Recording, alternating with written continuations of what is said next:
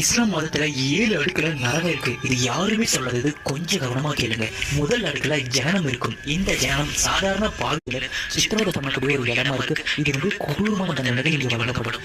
ரெண்டாவது லதா, இது வஞ்சகம் பண்ணவங்களுக்கான ஒரு நரகமா இருக்கு. நீங்க தந்திரம் பண்ணுங்க, மனசு ஏமாத்துறீங்க, நேர்மை அப்படின்னு சொல்லிட்டு இவங்களுக்கு எல்லாத்துக்குமே தண்டனை வழங்கக்கூடிய ஒரு இடமா இருக்கு. மூணாவது ஷகர், இந்த இடம் கொடூரமான தண்டனைகள் வழங்கக்கூடிய இடமா இருக்கு. இதுதான் எக்ஸ்ட்ரீம் வீக் லேயர்னு சொல்றாங்க. இங்க நெருப்புக்கு பஞ்சமே கிடையாது. எல்லாத்தையுமே நெருப்புல போட்டுதான் பட்டி கட்டுப்பாங்க. நாடாடு ஈடமா இருக்கு. இந்த இடத்துல அகங்காரம் அதிகமா இருந்தாலும், ஈகோ அதிகமா இருந்தாலும் வரக்கூடிய இடமா இருக்கு. இங்க கொடூரமான தண்டனைகள் கொஞ்சம் குறைவாக இருக்கும். ஆனா இங்க ரொம்ப நேரத்துக்கு தண்டனை உங்களுக்கு வழங்கப்படும். அஞ்சாவது ஜஹீம், மற்றவங்களை இயக்கமில்லாம துன்புறுத்தவங்களுக்கும் மாணவர்களாக துன்புறுத்தவங்களுக்கும் இந்த இடத்துல தண்டனை வழங்கப்படும். ஆறாவது ஷஹீத், இந்த இடத்துல யாருக்கு தண்டனை வழங்கப்படும்னா மற்றவங்களோட வாழ்க்கையை கெடுத்தவங்களுக்கும் மற்றவங்களுக்கு துன்பத்தை கொடுத்தவங்களுக்கும் இந்த இடத்துல தண்டனை கிடைக்கும். கடைசியா ஹவியா, இருக்கிறதே கொடூரமான கஷ்டமா